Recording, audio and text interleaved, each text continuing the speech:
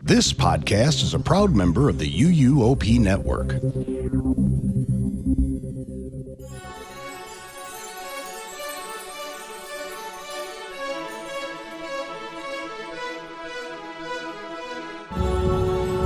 This is episode 715 of the unofficial Universal Orlando podcast for May 20th, 2026.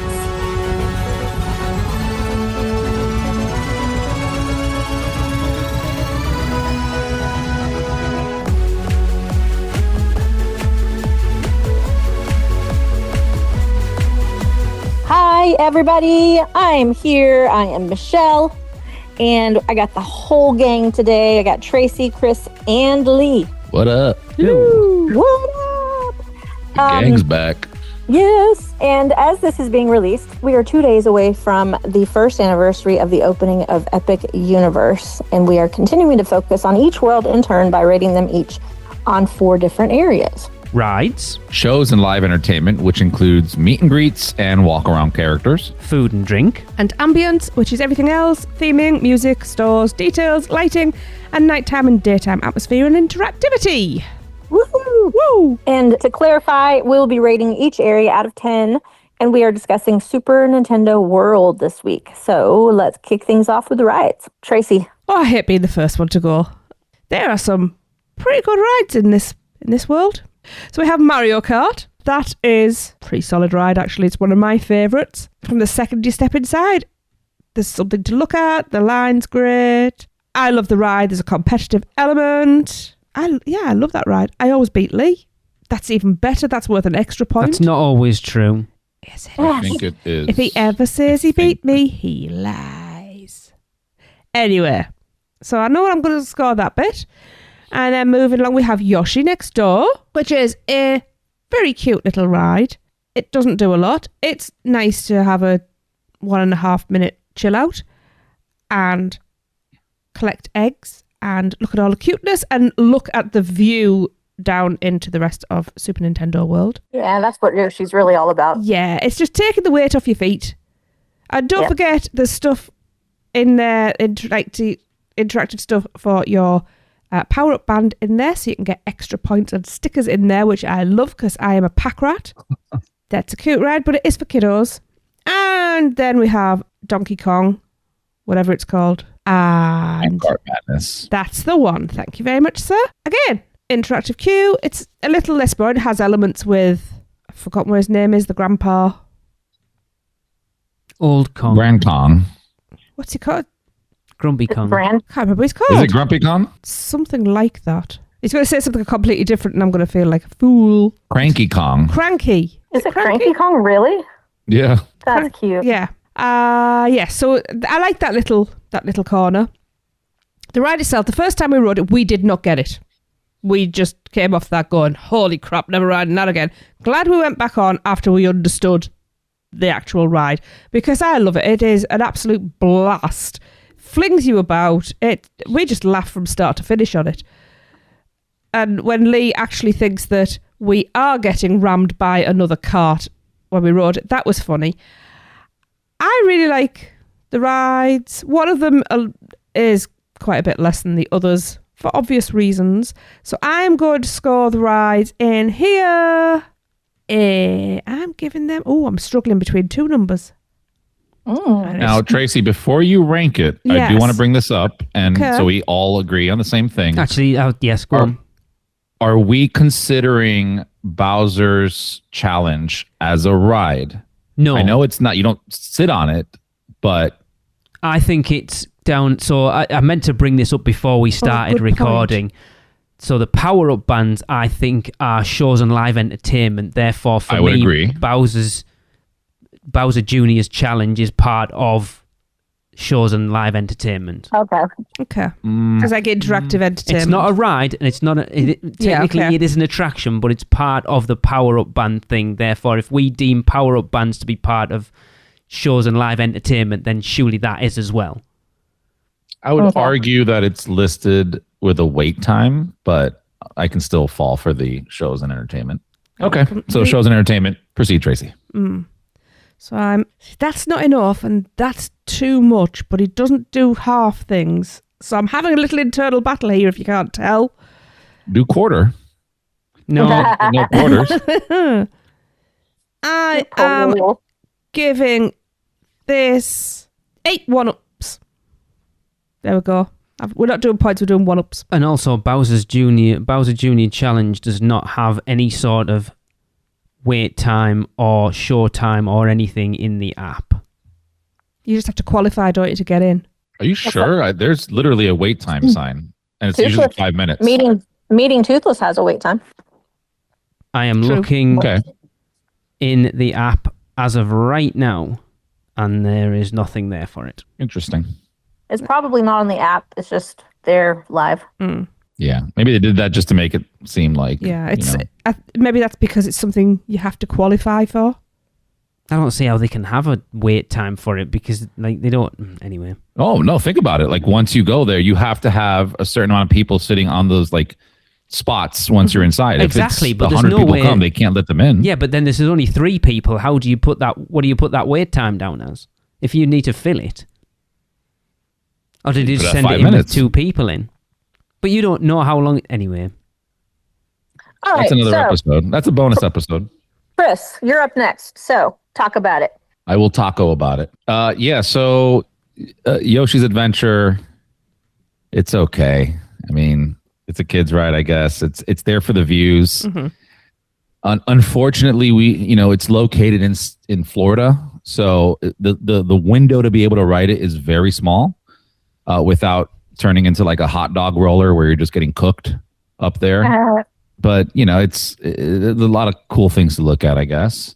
Mario Kart, I think I've talked about this before. When we first rode it, it was kind of meh. And then once we understood, how to play the game, it jumped up dramatically for both Alexa and myself. So we really enjoy that game, or ride, sorry. And it does have that rideability, repeatability, where you're just competing. So Alexa and I just, we love competing. So we really enjoy that. That jumped up pretty high on our list. And then Minecart Madness, I absolutely love that ride. It's a really fun ride, especially like the first time we rode it, we were in front row, and it was just like it really.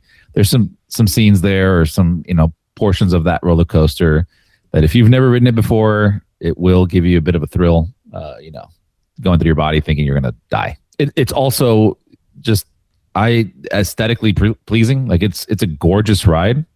I particularly love like that area where you can stand in front just watching the coaster go through the water.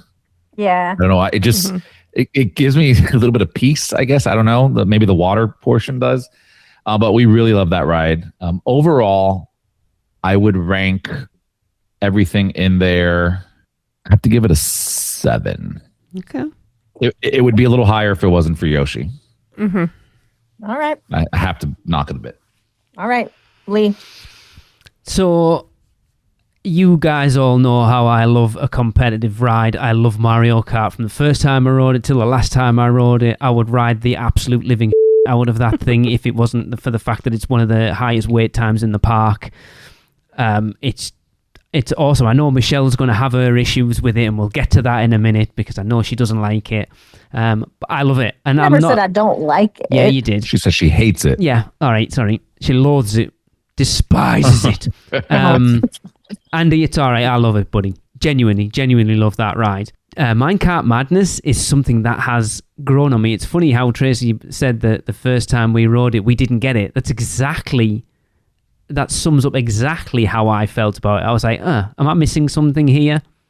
And then I think we've still only ridden it like 3, maybe 4 times at most. But every time I ride it, I like it a little bit more because I kind of get it now.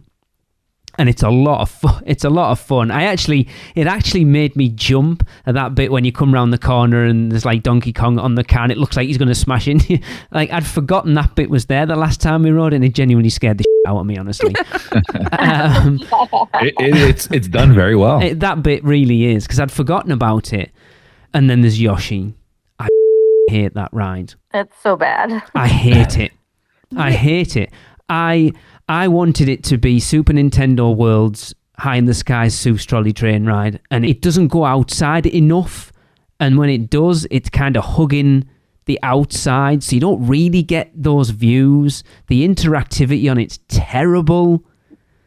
I know it's only for little kids, but so is most of the rides in Seuss Landing, and I love them.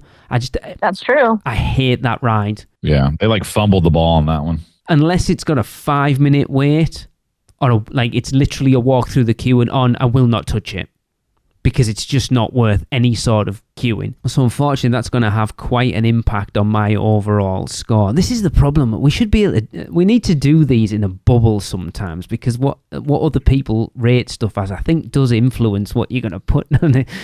I love Mario Kart. I love Donkey Kong. Yoshi brings it down. I'm going to agree with Chris. I think it's a 7. Woohoo.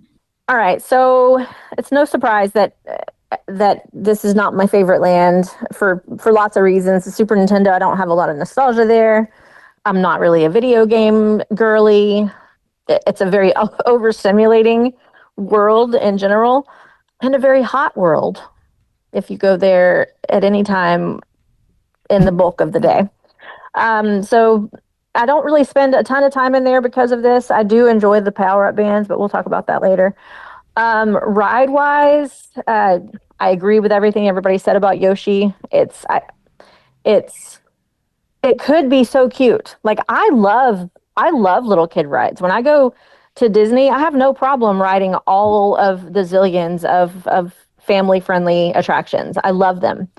So I don't mind that it's slow. I don't mind that there's not a lot going on, but it felt like they dropped the ball somewhere. Like they just, I can't quite put my finger on it, but it's just so bad. Like it's slower than slow, if that's even possible. It's hot as hell to ride on that thing. Even though the views are beautiful, you got to be able to withstand the frying pan effect. Yeah, it's really bad, but it could have been cute. So I feel sad for that one. Minecart Madness, I actually love. It does hurt if you have breasts. It does not feel good. Preach. I don't know if man boobs experience the same thing women boobs do, but no. Yeah, so not a very comfortable ride, and definitely heed the warnings about neck and back problems, because you will get thrashed around on this ride, but in the best of ways. So I love this one. I just wish the wait time weren't so high, because I haven't ridden it as much as I would like to. And then there's Mario Kart. I love the queue actually more than I like the ride itself. I think that like the overall ride experience is pretty cool, as far as like including the whole thing from the moment you enter. Very amazing. They put a lot of detail into that, and it's super, super cool. The ride itself, again, because I'm not really a video game girly, that's like kind of the whole aspect of this. Kind of the whole point, right, is to simulate like you're playing Mario Kart. Yeah. And so I would really prefer to have an actual ride where I'm literally being thrown around and hit by turtle shells and spun around in circles, as opposed to putting on a VR glasses like I can do at home. Yeah. So because of that, the rides in this area are not really my fave. Between the three, Minecart would be my favorite. So I think I'm actually going to give it a 6. Whoa. Wow. It's more than I was expecting. More than I was expecting. Tracy, did you ride Yoshi in Japan? Yes, that's why I was so excited for it here. And is it the same? No, it's not in Japan. More or less, yes. I do feel it's a little slower than the one in Japan. And I feel like the one in Japan's longer. Okay. But that could just be false memory. Yes. Yeah. And of course, the first time I rode Mario Kart was in Japan. I had no idea what I was doing because I don't speak Japanese. I have to say, all of those rides, well, both of those rides, because Minecart Madness wasn't there, hit completely differently with cute Japanese voices. Oh, I'm sure. Oh, yeah, I can imagine. Yeah, and Yoshi in Japan, that is just, yeah, I can imagine. I need to go back again because that was so cute.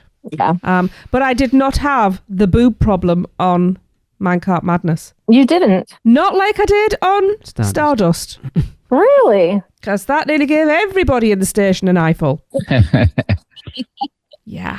That's funny. Memories. UUOP is brought to you by the Producers Club. Join today and get bonus episodes, the chance to be a guest host, birthday shoutouts on air, be part of our awesome Facebook community, and more. Head over to uuop.supercast.com to subscribe. Shameless plug. Okay, next up we have shows and live entertainment. So Chris, tell us about that. Yeah, go on, Chris. Yeah. Tell us about that. Yeah, let me tell you all about that. Tell me. Yeah, so we briefly spoke about it earlier. For shows and entertainment, I have the Bowser Jr. Shadow Showdown, I think it's called. Like that, plus like all the interactive things with the power-up bands as well. So the interactive power band games I have like as a separate line item just because I feel like it's different, but it's the same. I get it.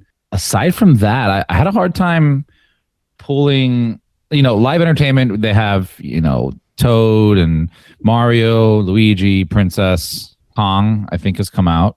But am I forgetting something here? No, I think that's it, because Yoshi comes out like, I think he's been out once. Didn't they bring him out for the opening of Mario Galaxy World at the cinema? They brought out the Rainbow Yoshis as well. Oh, I think that was just specifically for that. Yes, I think it was like one day. They had the costume specially made, and everybody's like, they've got to, how much that costume would have cost to make, they've got to keep using it. Strange that Yoshi isn't a regular meet and greet, is it? It's odd. So popular. Yeah, he's so popular. Yeah. I feel like Yoshi's always been that scarce character in the games, like that. True. You want to have more, but like they just sprinkle him throughout to give you that wanting of more. Maybe they do that here as well. Yeah, maybe. But yeah, it's weird that there's not a whole lot of there's no shows. No, right? Like there should be, if I'm not mistaken. I remember reading somewhere like a Donkey Kong show that like something on stage, or I don't know. I know they have the stage there. Mm-hmm. Is that just for him to come out and take pictures with? Yes. Yeah. For now, yeah. For now, yeah. Yeah. I guess they're just leaning on the fact that it's Mario and Nintendo, and they can get away with just doing meet and greets. But I will say we didn't do power bands the first trip, and I honestly was kind of like, meh, what's the big deal? Like I love playing video games, but this is like different. And then the next trip we ended up buying power bands, and my God, was that so much fun. Like we couldn't walk, like we'd be walking down the land, right? And I can be deep in the middle. Somebody could just tell me that, their house got broken into and they, all their valuable, and like mid-sentence, I will walk away from them real quick to bang my hand against like a brick to get some coins and come back. I'm like, so what else did they take? Yep. And it's that addictive. Yeah. It is very addictive.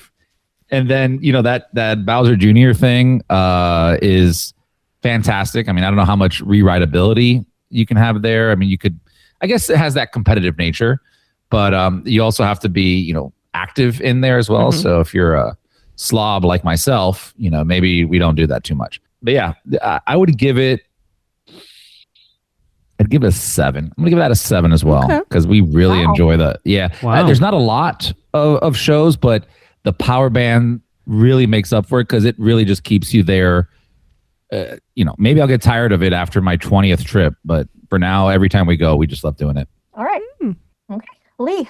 I mean, as Chris said, there are no shows at all. Nothing. Not even any. Like, it's not even. They don't even really make a big deal of the characters coming out not being the biggest meet and greet character. And I know Tracy's going to say like that Princess Peach character creeps the shit out of her, because it's like those weird sort of like set phrases they come out with, and the eyes are kind of creepy. So we've never done any of the meet and greets there. They're cool. I like the fact that they're there. I think it plays into ambience for us more than it plays into, like, it is live entertainment, but I think for us, not being interactive with them, it plays more into ambience for us. Does that make sense? Yeah. Because it adds to the kineticism, if that's a word. It is now. In the world itself. The power-up bands are probably the main thing, and it's Guy and Dawn for us, because we probably would never have done those key challenges if it wasn't for like, Guy, what should we do? Oh, we'll go and do them. And they were a lot of fun. But I don't know how many times I would do that. It's not something that I would be wanting to do every time we go. See, I think that would be a great mass group thing to do. Yeah. Like Chris said, Tracy will go to the bathroom outside Donkey Kong, and I'm like stood just randomly not doing anything. So I go to the bathroom. I don't go outside Donkey Kong. So I'll run up and smash a question mark block and stuff. So I haven't done a ton of it. It's cool to have, just to see every now and again if you're going through a queue, just to tap it and stuff. But compare stickers. How'd you get that one? Yeah, I don't think it's something that I would go out of my way to make an effort to do every time I go in there. If I'm like passing something and it's easy, I'll do it. But it's not a must-do thing for me, if that makes sense. I will say that's kind of odd to hear from you because you love that competitiveness, like in Men in Black, and you can literally go into this land every single time. Like you go in there with Trace, and you can just start a competition. And Men in Black. Yeah, but I think that's like different. you two hitting the same blocks will have different outcomes every time. I can tell you now, Lee always gets loads of pings. I'll get one and it goes, nope, you're not having any more. See, this plays way more into Tracy. If you think back when VillainCon first opened, when she discovered all the stickers that you could find around, and going, I need to go to the toilet. And I wasn't. I was good. Find the spots. So it plays way more into her thing than it does for me. Oh yeah, I'm an absolute completist. So honestly, I don't think I can give shows and live entertainment anything more than about I'm struggling between two, and they're quite low. No, not that low. Oh, okay. Because it's good. I like what's there, but it's definitely not that low. No, this is why we do it this way, Chris, because it's completely about your experience and what you like. So just because you love it doesn't mean I'm going to, and vice versa. And that's why breaking them down like this, I think, makes it a much more realistic rating of an overall world. I'm going to give it a 5. I just don't think overall it's that much in my wheelhouse. I'd much rather have an there's nothing you can interact with, even the characters, like we've said it before, those characters that can't talk, they can be awkward interactions because they're weird, because you're the one that's got to do all the interacting really, and they're uncomfortable, whereas like an Igor or an Invisible Man or something like that is easy to have an interaction with because it's a person and you can have a conversation with. We're going to get into one next week. It's probably the best interaction I've ever had on Property, but we'll leave that for now. Anyway, a 5. Spoilers. Okay, I will go next. Oof. There are no shows at all, as we've said. I haven't met any of the characters, nor do I think I ever will, again, because I'm not a Nintendo person. So there's not really any reason for me to wait in those lines to meet them. But it's cute to like watch them from up above and see all the little kitties and nerds get excited. That's cute. And I mean nerds in a completely endearing way. I love nerds. Me too. The watermelon ones are gorgeous. So the only thing that is holding any credibility in this category for me is are the power-up bands. Tough, but I'm torn on that too. So that's the only thing that really about this land, other than Minecart Madness, that I actually enjoy. I think it's fun. There are like things everywhere that you can interact with and tap your bands and get points. And I really haven't taken the time to dive into the app and see exactly what I'm doing or what all the challenges are. I think that if I did do that, I would probably enjoy it a lot more. I, as well, Tracy, am a completist. So if I think I think if I went down that rabbit hole, I would be stuck there for a while. And I probably will not do that until Epic is part of my annual pass. Yeah. So knowing that that's really the only thing there that meets this category, and even then, other than like the little quick taps, it's kind of hard to even accomplish some of the other stuff because a lot of it has lines and there's so many damn kids everywhere. Yeah. Damn those kids. And I just want to play, but you feel obligated to let the kids play, just like you do at the wand areas and Potter. Yeah. So I'm going to actually give it a 3. Whoa. Okay. Yeah. Interesting. All right, Tracy. Yeah. So I'm agreeing with everything everybody said. I need to have a little soapbox rant first. So, power-up bands. People, please. These things are expensive. Oh, God, yeah. You do not hit the blocks with the power-up band. No. You Oh form my a fist God, yes. and you hit the fist. The power-up band just needs to be in the vicinity. Please don't break your power-up bands. The amount Hit of with your vlogs- fist, not with the power-up band. The amount of vlogs Fly that we inside. watch and we see people do it. I And it's yell. like Tracy's the pet peeve. Like, that's the thing she'll bring up all the time. Oh my God, people, come on. Oh, I have a blog post ready to go about it. I've literally seen them complain about their wrists hurting from the watch hitting the wrist. Yeah. And they're like, this is such a dumb design. I go, I don't think that's the problem. No. I wonder how many have had to be replaced because they've been Yeah. smashed against blocks. Anyway, so power-up bands. I love them. I'm sorry. I like collecting Told you. stuff like that. I will go as far as to say, just to jump in, if I hadn't have got one as part of the media, I don't know whether I would have dropped $40 on one. Well, you probably would have done because my first experience was in USJ because I was there, I was having a power-up band and I went... That's fine. I had did no the- issue with So that. I knew how much fun they were. To be honest, I took mine out.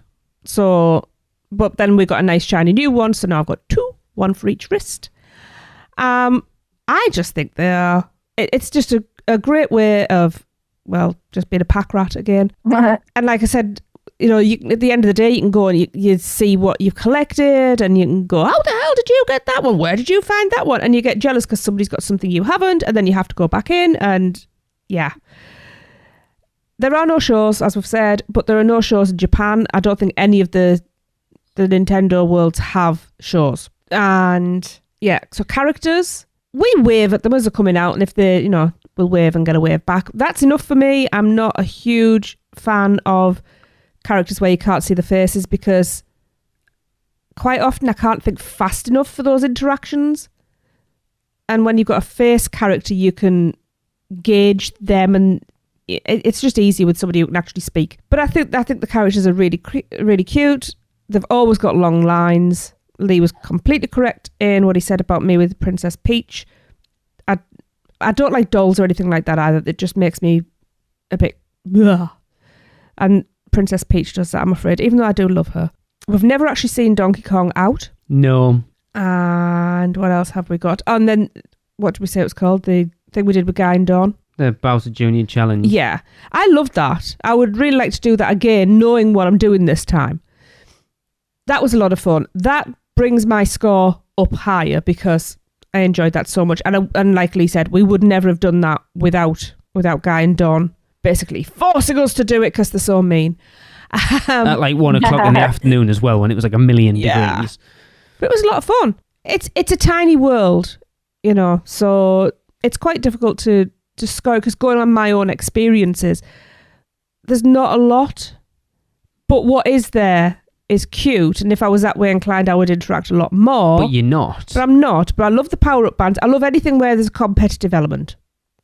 So the Bowser Jr. Challenge and the power-up bands really is where my score is coming from, and I'm going to give it a 5. Okay. All right. Our penultimate area is again food and drink. Lee.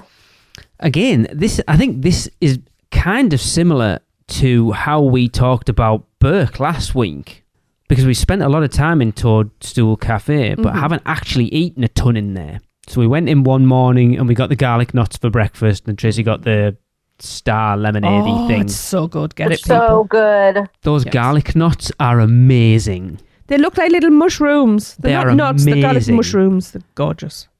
I love garlic bread. For everyone in the UK who knows Peter Kay, it's the future. Because if you can put garlic bread in anything, it is amazing. Those garlic nuts are perfect. And they're not... A lot of time you get garlic bread and they're kind of under-garliced. They're not. They're proper garlic bread as well. And then the second time we went, we got... So it was the day we had Blue Dragon booked for dinner. So we got a burger and we split that each, and it was all right. It went through me like a dose of salt, unfortunately. I spent quite a lot of time in the bathroom not long after that. Oh, okay. And then we also got that big Princess Peach cake. Yes. You know, the big, massive white... Did you? Yes. Oh, yeah, because Between two of us. I wanted the pictures and I wanted to try it because why not? It's like a $30 cake, and we barely ate half of it. Yeah. It's very, very sweet and very, very sickly. A lot of frosting. A lot of frosting. So that's all we've eaten in Toadstool. We haven't gotten anything from the Yoshi snack stand, which those calzones are actually really good. And I'm annoyed at being at the media event, just not grabbing. I know. But then the GOAT, when it comes to food and drink at a Super Nintendo World at Epic Universe, is the DK Crush at the Bubbly Barrel. That thing is absolute legend. Yeah. So the amount of times we'll see things at theme parks that you go, oh yeah, they've made that just because it's Instagram worthy. So like for me, Voodoo Donut, they look better than they are. Mm-hmm.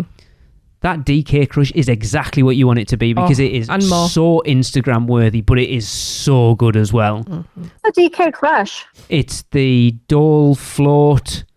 So it's banana ice cream in a like waffle cone thing in a cup with pineapple juice with popcorn and stuff on the top. Yeah. So the pineapple juice is in the bottom. The waffle cup sits on the top of the cup, like in it, with your ice cream and your popcorn and sprinkles on top. It is amazing. It does taste even better out of the souvenir cup with the souvenir spoon. So the day we met with Chris and Alexa, when they didn't turn up till like 11:30, we went straight into EPA, went straight into Donkey Kong, half an hour for Donkey Kong, come straight off that and went and got one of those for breakfast. Absolute amazing. Yeah. So again, we haven't tried a ton, but what we have tried has been really good, honestly. Yeah. So I think I'm going to give it a 7. Wow. Okay. All right. I'll go next. So I have eaten in Toadstool Cafe, surprisingly, like 3 times. And not even because I love it, but because of convenience. I think 2 out of the 3 times was because Audrey had a return time for her disability pass. Yep. So perfect place to wait it out. Yeah. We just needed to be in the area and we just wanted a snack. So we ended up in there. And it's a cute enough place to like hang out and just chill. So when I hear you guys talk about the garlic knots, I'm shocked because we got the garlic knots the first time we were there and they were disgusting. Like, wow. I think that we must have gotten a batch that had been sitting there for a while for some reason because they were super hard. Oh no, ours were soft and doughy. They were lovely. Yeah. No, these were hard and they weren't very good at all. And then I've gotten the what was the drink that you said? That Tracy? lemonade star thing. I can't remember what it's actually called. Yeah. I got that every single time because it is so good. Oh, it's amazing. It's got like the jelly boba things. Yeah, and the little mango stars in it. Mm-hmm. So good. Let's see. The next time we tried several things. We tried the spaghetti. I've tried the burger. I forgot what else, but I've had a pretty good sampling of that restaurant. As far as the snack stand, I think we got some popcorn upstairs by Mario Kart. Have not tried anything at Donkey Kong, even though I've wanted to because I love Dole Whips, but I'm just not hungry when I've been over there. That drink's the Superstar Lemon Squash. I was just looking it up on the app. Yeah, so good. I mean, it's a good enough place. That of all the worlds, even including Celestial Park, this is where the food feels most theme parky to me. Yes. But it's edible. It's not bad. There's not a ton of options. I wish that there were more little snack options instead of just going into Toadstool. I think I'll give it a 5, right in the middle. Oh. Not great, not bad. I tell you what I do love about Toadstool Cafe is the virtual windows around the outside, looking out into Mushroom Kingdom, and it annoys me. And you're gonna go, why is it annoying? Because I wish they'd done that in Minions Cafe. Mm-hmm. Yeah, Minions Cafe will be prime set up to have like a view into the kitchen and Minions doing stupid stuff. And I guess they didn't because they wanted Toadstool to stand out. Whereas if they'd done it at Minion, because obviously that opened first, and then you do Toadstool, and you go, oh, well, it's just the same as Minions, so... But also with that, but they do that in Japan. The Super Nintendo World came before the Minion stuff, so... I know, but, you know. What I like... Yeah, but they could have... they knew that when they opened Minions, is what I'm saying, so they could have done that. Yeah, but what you've got to remember is those windows are actually continuing the story, because it's about Bullet Bill and all of that, so... It's it's keeping you in the story. Okay, Tracy. Oh, it's me. Yeah, like Lee says, we haven't eaten enough here. Yes, the GOAT is that float. It is amazing. And I need to have that every single time, to be quite honest. I agree. That and the Superstar lemon squash, because that's also fabulous. There is so much on that Toadstool Cafe menu that I want to try. And I will. That's no two things about it. And the calzones as well. We've heard really good things about those. Again, why we didn't try them, I don't know. We were quite shy at that event. I don't know what was going on. Yeah. Anyway, I've not had anything bad in there. There's not been anything that I've gone, that we need to get that changed or anything. It's all been really great. We wouldn't have gone back and had garlic knots twice if it hadn't been that good. Did we have them twice? No, we only had them once. I seem to remember we had them twice. Maybe I just dreamed it. Anyway, so even though I haven't had a wide variety of food from here, I intend to eat just about everything they have eventually. And it's all really good and really tasty as far as I've had and reviews I've seen as well. I'm actually going to give the food in here, because it is highly themed, especially in Toadstool, it's very well themed. I'm giving it a 7. Okay. All right. Yeah. Chris, bring them home. Another area that I have not eaten very much at. I also had the garlic knots. Love garlic. And I would agree the DK Crush is fantastic. It is. I don't buy a lot of the gimmicky, like, Instagram worthy stuff because they're typically letdowns. Yeah. And this is not. No. It hits it on the money. And like when we had it, it wasn't super hot, but it was warm enough where, like, it was refreshing, very refreshing. Yes. Actually. So yeah, I need to go back. I need to eat more here. I need to eat more at Isle, like we spoke about last week. But for what I have eaten, we're not including the ambiance of Toadstool Cafe, right? It's just the food. Mm-hmm. Just the food. Yeah. I'm going to give it a 6. And that's only because I haven't had enough food to eat. Yeah. All right. Yeah, we talked about how much that DK crushes the goat on Media Day, bearing in mind that everything is free. Mm-hmm. The line for that DK Crush thing at the Bubbly Barrel was longer than the queue for Donkey Kong Minecart Madness at that point. Wow. yeah. I'm definitely going to try it on my next Epic trip. Yeah, it is awesome. I wish to go to Universal.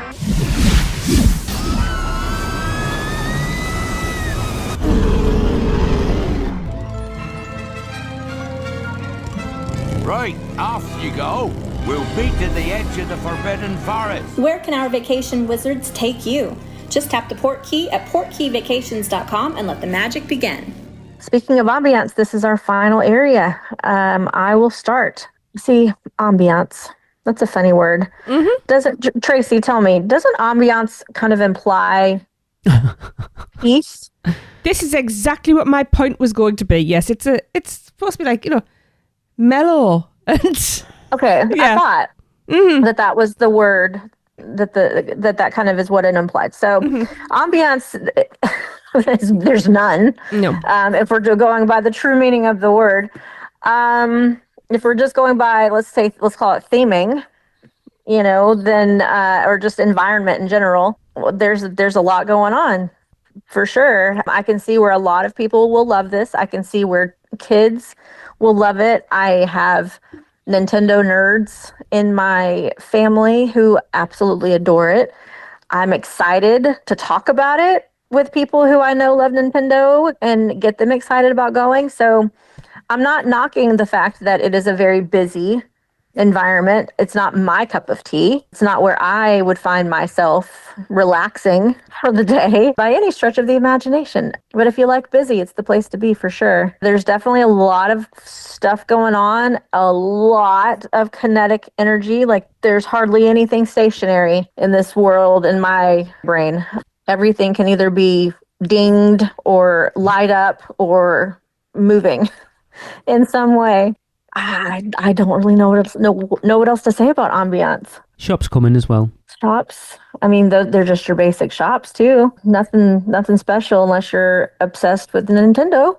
I like the entry. Does the entry count as ambiance? Yeah. Mm-hmm. Okay, so the entry with the tunnel is really cool. I like that when you do enter the world that way, you are entering on the top level. So the reveal is really magnificent. It's very overwhelming. Like you just, when you first enter that world, you literally can't, at least I couldn't move.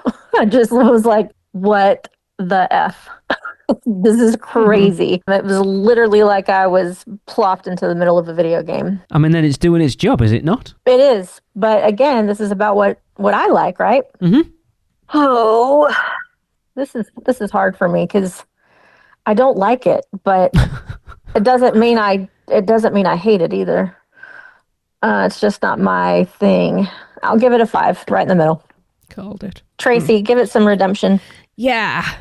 When I walked into this world for the first time in Orlando, it was as overwhelming as it was in Japan.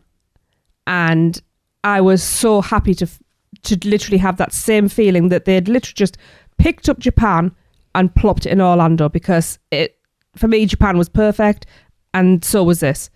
Like you say, it's like being picked up and dropped straight into any Nintendo game. It's bright, it's loud, it's noisy. That's loud, I know. Yeah. For neurodivergent people, it's either all their dreams come true or their worst nightmare. You're either the stimming is happening for you. Yeah. And it's like, is it good stimming? Is it bad stimming? I don't know. There are times when it really makes my ADHD ping. And I have actually found that different times of day affect me more with it. Yeah. After dark, I find it a little too much. That's weird. I think because you lose the sky, which dilutes it a bit, it makes everything more intense. And that just makes it a bit too much for me. But, you know, we soldier on. Ambience-wise, I mean,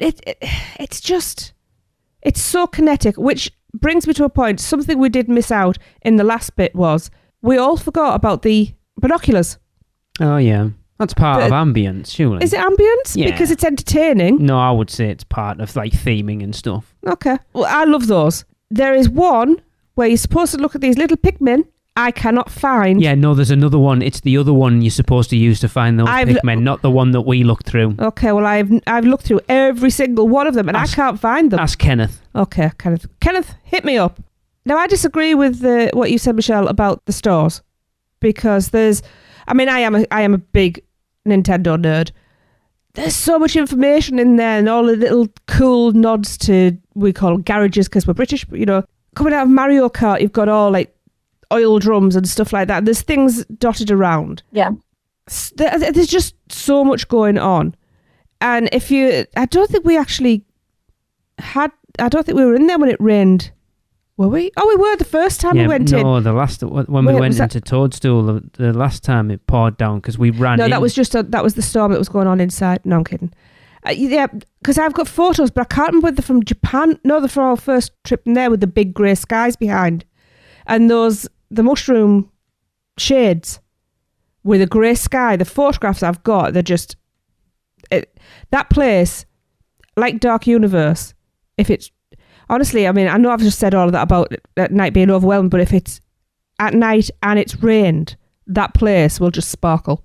I love the kinetic energy as much as I hate it. And it's quite a difficult one to... It is. All right. I think for me, though, it's a lot more positive than it is negative. So I am going with a 7 for ambience. Wow. All right, Chris. Yeah, this one's a difficult one to do for all the reasons that you guys mentioned already. So to Lee's point, it is doing exactly what it's set up to do or was built to do, right? When you go inside of that land, it is like walking onto the video game. Like it was amazing. Like it was breathtaking when we went there for the first time during the daytime. And it was a different kind of breathtaking when we walked in at nighttime with all the lights shining. There's so much to do, so much to see, you know, and that's probably why there's not a whole lot of shows and entertainment because you don't need it, right? Like the land is almost a show in itself. Yeah. Yeah. But I will say it can get you overstimulated. Like, I'm a very overstimulating person, or I can be, to my wife, and not just to your wife, only to my wife. And this land, if you're there for too long, it gets to be too much. Like, I need to get out of the land. I'm not having a good time. Like, I just need silence, which is crazy because that's not how I am. And so that's an unfortunate part. But like Tracy mentioned as well, for the ADHD brains, like, it's the only time that something else is stimming for you. Right. And it's a weird sensation.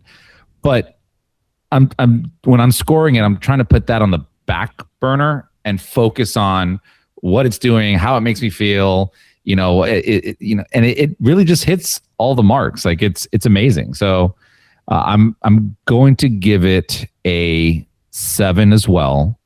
And that is, if it wasn't for the overstimulation portion, it would have gone up to like an 8 or a 9. Interesting. Yeah, this is a difficult one. This is a very difficult land to do. Yeah. Difficult. Okay, Lee. So as the non-overstimulated person in here, the person that doesn't suffer from ADHD, as far as we know, or at least to the level that you three do, You've certainly got somewhat. It's called. Anyway, we won't. Yeah, we won't. No, we can't voice that. That's for the bonus episode. I've never felt overstimulated in a theme park ever. I can understand why people do. I remember going to Halloween Horror Nights 3 years ago with our youngest, who definitely is someone that suffers from that and being overstimulated. And it wasn't until that visit and standing in that show of a line out the back of where they're currently building the Fast and Furious coaster, where those 3 lines converge for the sound stages at the front of the park, and actually seeing it from their point of view, I was like, oh my God, this must be the hell on earth right now. See, I've never felt overwhelmed in a theme park until I walked into that world. Strange for someone that visits Halloween Horror Nights a lot. Like I say, that area out the back of there's a nightmare. So I that's not something I suffer from. So I could spend all day in Super Nintendo World and it would never bother me. That walk up the warp pipe, up the escalator, and then out, when you walk out into that sort of landing on the top level and you hear that Super Nintendo music and you see everything going on, you cannot, and I'm not a Super Nintendo person. I never grew up with Nintendo. I had a Game Boy when I was about 18 for a couple of years that my dad actually stole off me and ended up playing Tetris till it died. You still had that when I met you. So I'm not a Nintendo person. I have no affinity for it at all. But I can't walk out into that world without a huge grin on my face. And I think it's also, it's two very, very distinct areas. I mean, we know it is for like just in definition, because you've got Donkey Kong, but Donkey Kong Country feels very different to the Super Nintendo world portion of it. Agreed. It's much more open. It feels a lot quieter because there's nothing to do in that part other than Minecart Madness. Everyone in that world, or everyone in that section, is in line. So if you're just in that section, I keep wanting to call it a world. It's not, because it feels like a world. It does feel like 2 worlds within one world. Yeah, it really I would does. Agree, yeah.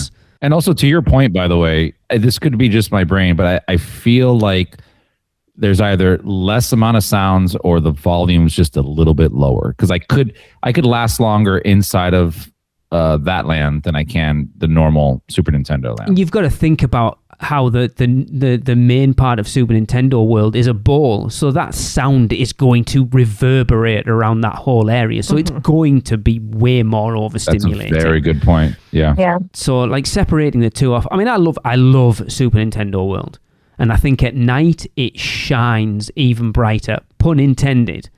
Like those colours come to life at night. Tracy went to the bathroom again. Seems to be spending most of the time in the bathroom when we're in Super Nintendo World.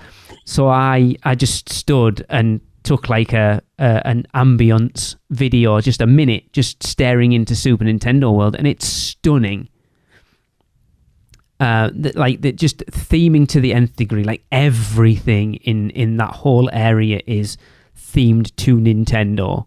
And I'm sure, again, not being a Nintendo fan, I'm sure there's so many Easter eggs in there that I just don't get. I mean, shout out to Big Dumb Stuff. They did an episode about the power-up bands recently, and listening to them talk about a lot of the Easter eggs that I didn't know existed is fascinating. So it is, as far as a fully immersed themed world, it's up there, quite honestly. Mm-hmm. It just doesn't have the same connection, I think, that something like a How to Train Your Dragon or some other worlds that I would necessarily have. But I think it's definitely up there as far as that attention to detail, the music. It's the only world that in my memory I can remember music playing in that world, other than maybe Celestial. Well, not even Celestial Park. Once you get into under the Kronos, I couldn't tell you ever hearing music in Celestial Park itself. Walking up to the Kronos, yes. But Berk, I couldn't tell you about hearing music. The same in Dark Universe, or even Potter for that matter. So it's the only one that I have a real connection to hearing that music in that world. So I'm going to give it an 8. Okay. Wow. Yeah. Wow. I'm quite happy with that. So that gives Super Nintendo World a total rating of 100 out of 160. Okay. So that, if my memory serves me correctly, that puts it in the last place, right? I'm not going to say right now because I want people going into the last one, even though they can probably just go back and listen to the last bit of the last one. I'm going to leave it. But it's, interesting. It's interesting where we are right now as far as the rankings overall. I'm surprised. Yeah. Fun. All right. Well, we haven't done news, right? Why did we not do news this week, FYI? Because I wanted to commemorate the fact that it is the opening of Epic Universe and really do some building up to that anniversary of the opening of Epic Universe. So, yeah. Yeah. Gotcha. So we didn't do news, but we don't want to miss out on birthdays. So, Tracy. Absolutely. Okay, we've got a nice little handful here. That's what she said. Yeah. She didn't. Okay, we are going to start. May 27th is Caroline Need's birthday. Happy birthday, Caroline. Happy birthday. Happy birthday. And then we move into June. This guy. Yeah, I know, man. Oh, I thought you meant June. I thought it was somebody called June that you were... On the 1st of June, it is the one and only... And we owe him a lot. It's Jeff Royd's birthday. Happy birthday, Roydsy! Happy birthday, buddy. Happy birthday, Jeff. Yeah, he's been doing me some favours recently, so I can't call him too much. No, I mean, you can, but, he'll get you back. On the 2nd, we have birthday twins. It's Timothy Sirachi's birthday. Happy birthday, Timothy! Happy birthday! Happy birthday! Happy birthday, Timothy. And it's also the lovely Christina Frundell's birthday. Happy birthday, Christina! Happy birthday! Feliz cumpleaños, Christina. Yay! On the 6th, it's Lee Stone's birthday. Happy birthday, Lee. Happy birthday. Finally, a good Lee. Happy birthday, Lee. Oh, wow. And on the 9th of June, last but by no means least, it's Marin Dell's birthday. Happy birthday, Marin. Happy birthday. Happy birthday. Happy birthday. I hope you all have wonderful birthdays, get spoiled, and eat lots and lots of cake. Just eat some cake, actually. Get spoiled too. That is going to do it for another episode of the podcast. And for everyone who is visiting Epic on its birthday, have fun. I wish we were there. It would be so awesome to have been there, like opening day and then a year later, just to see how much it's grown and changed. I'm sorry, we're poor. Very poor. All right. Well, while you are there, try the 3 mac and cheese cones in Isle of Burke and send your recordings of you rating them for this year's segment. Which cone makes you moan? Rate each one out of 5 and send those recordings to podcast@uuopodcast.com. And we'll be back next week as we end our ratings with the Ministry of Magic. So, see you in the next level. That's the end of another Stella episode of UUOP. Use the Flu Network to give you access to us on Facebook, Instagram, X, YouTube, TikTok, and Pinterest. Just search UUO Podcast. And check out our blog at uuopodcast.com for everything else. Send your owls to us at podcast@uuopodcast.com. And if you want to join the Producers Club, jump down the warp pipe at uuop.supercast.com. It's alive on Apple Podcasts, Spotify, and everywhere else that podcasts are found. So please subscribe, rate, and review wherever you can. Dragons aren't the only way to get around? Email Michelle at portkeyvacations.com. She can take care of all aspects of your next Universal Orlando vacation. Listen to them, the children of the night, the children of the UUOP network. Rush of Fear Halloween Horror Nights podcast, the theme park duo for all your West Coast news and info. The Taste of Universal, Universal Orlando Food podcast. Portkey Passport, an adult-centric Disney podcast. The unofficial Universal Great Britain podcast. Big Dumb Stuff, our comedy, pop culture, and themed entertainment podcast. Theme Park Throwdown, a weekly battle between your favorite theme parks, and the Fudge Factor YouTube channel, helping you plan your best Universal Orlando vacation. Make sure to subscribe and come back next week because in the end, it turns out all we needed was a little more of this.